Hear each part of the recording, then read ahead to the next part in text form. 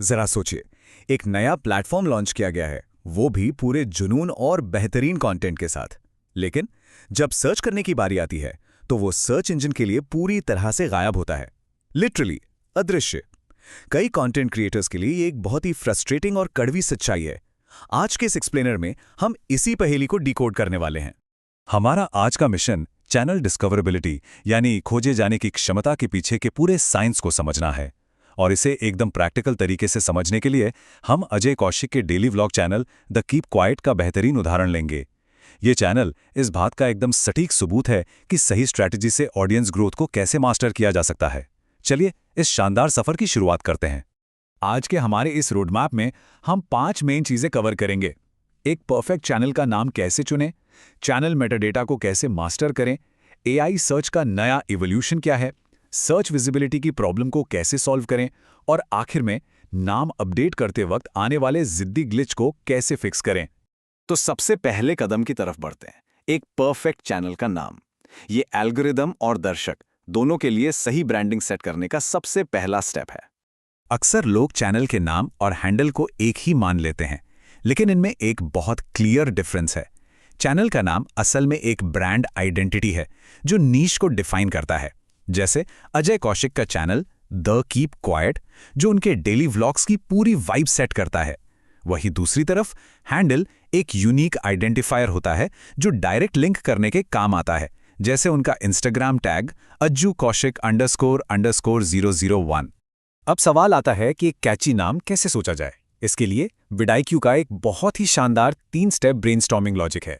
पहला, अपने कंटेंट से जुड़े शब्दों की एक लिस्ट बनाएं। दूसरा, अपने गोल्स यानी लक्ष्यों वाले शब्द लिखें। और तीसरा, एक खास टोन और स्टाइल बनाने के लिए इन्हें आपस में मिला दें। डेली व्लॉग टॉपिक्स और क्रिएटिव गोल्स को एक मजबूत पहचान में ढालने का ये एकदम अचूक तरीका है। अगर हम नेमिंग स्ट्रैटेजीज को कंपेयर करें तो 2 मेन तरीके सामने आते हैं। अगर कंटेंट पूरी तरह से क्रिएटर की पर्सनालिटी पर फोकस्ड है तो अपने असली नाम का इस्तेमाल करना बेस्ट रहता है, ठीक वैसे ही जैसे केली स्टैम्प्स ने किया। लेकिन अगर कंटेंट ट्यूटोरियल या किसी स्पेसिफिक निश पर है तो एक्सीलेंट डूड जैसा कोई निश स्पेसिफिक नाम चुनना ज्यादा स्मार्ट चॉइस है।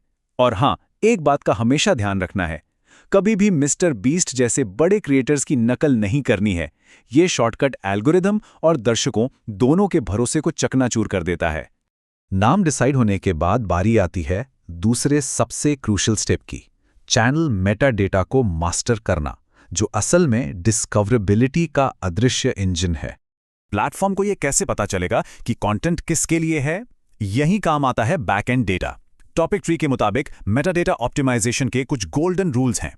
चैनल डिस्क्रिप्शन की शुरुआत में ही नेचुरल तरीके से कीवर्ड्स का इस्तेमाल होना चाहिए। कस्टम यूआरएल क्लेम करना, रेलेवेंट चैनल टैग्स लगाना और प्लेलिस्ट को बहुत ही स्ट्रेटेजिक तरीके से बनाना बेहद जरूरी है।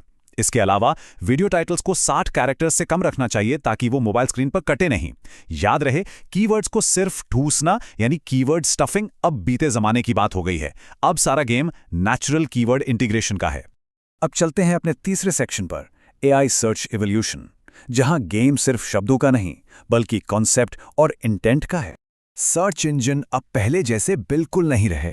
ट्रेडिशनल एसईओ में सारा फोकस कीवर्ड डेंसिटी और डायरेक्ट आंसर्स पर होता था, लेकिन आज का एआई सर्च बिल्कुल एक बड़ी सी पहेली की तरह काम करता है। ये EEAT फ्रेमवर्क यानी एक्सपीरियंस, एक्सपर्टीज, अथॉरिटेटिवनेस और ट्रस्टवर्दीनेस के बेस पर काम करता है। एआई पैरेलल सर्च चलाकर किसी भी ब्रांड की पूरी डिजिटल प्रेजेंस को खंगालता है। इसीलिए हर प्लेटफॉर्म पर एक कंसिस्टेंट और एक जैसी कहानी होना अब ऑप्शनल नहीं बल्कि एब्सोल्युटली क्रूशियल है। अगर ये कहानी कंसिस्टेंट नहीं हुई तो क्या होगा? मान लीजिए क्रिएटर के यूट्यूब चैनल और इंस्टाग्राम अकाउंट की इंफॉर्मेशन आपस में मैच नहीं कर रही। ऐसे में एआई कंफ्यूज हो जाता है। इस कंफ्यूजन को हैलुसिनेशन कहते हैं। एआई ब्रांड को सही से समझ नहीं पाता और नतीजा, वो चैनल को सर्च रिजल्ट से पूरी तरह से बाहर कर सकता है। और यही चीज हमें लाती है हमारे चौथे सेक्शन पर, सर्च विजिबिलिटी के इश्यूज को सॉल्व करना, खासकर तब जब सारे रूल्स फॉलो करने के बाद भी चैनल गायब रहे। जब चैनल सर्च में नहीं दिखता तो पैनिक होना बहुत आम बात है, लेकिन गूगल हेल्प के पास इसका एक डेफिनेटिव चेकलिस्ट है। हो सकता है चैनल इतना नया हो कि अभी तक इंडेक्स ही ना हुआ हो, या फिर उसमें सब्सक्राइबर अथॉरिटी की कमी हो, कई बार गलती से सेटिंग्स प्राइवेट रह जाती हैं या कोई कॉपीराइट इश्यू चैनल को ब्लॉक कर देता है। और कभी-कभी तो सिर्फ ब्राउज़र का कैश क्लियर करने भर से ही पूरी प्रॉब्लम सोल्व हो जाती है। अगर फिर भी बात ना बने तो इसका एक अल्टीमेट वर्क अराउंड है। चैनल को उसके टेक्स्ट नाम से सर्च करने के बजाय एडवांस सेटिंग्स में जाके उस यूनिक चैनल आईडी को कॉपी करके सर्च करें। ये लेटर्स और नंबर्स का एक स्ट्रिंग होता है और किसी भी गायब चैनल को तुरंत ढूंढ निकालने का ये एकदम इमीडिएट और सॉलिड तरीका है। अब आते हैं अपने आखिरी और 5वें सेक्शन पर, एडवांस्ड ट्रबल शूटिंग। चलिए इसे आरिफ की नॉलेज की रियल वर्ल्ड केस स्टडी से समझते हैं। इस केस स्टडी में क्रिएटर ने स्टूडियो ऐप के अंदर अपने चैनल का नाम आरिफ की नॉलेज से बदलकर बूम बूम रिव्यू कर दिया। रीब्रांडिंग हो गई, राइट? वेल, पूरी तरह नहीं। शॉर्ट्स पर तो नया नाम दिख रहा था, लेकिन लॉन्ग फॉर्म वीडियो प्ले करते ही पुराना नाम बड़ी ही जिद्दी तरह से वहीं चिपका हुआ था। वाइट स्टूडियो और क्रोम ब्राउज़र दोनों जगह अपडेट करने के बाद भी ये ग्लिच टस से मस नहीं हुआ।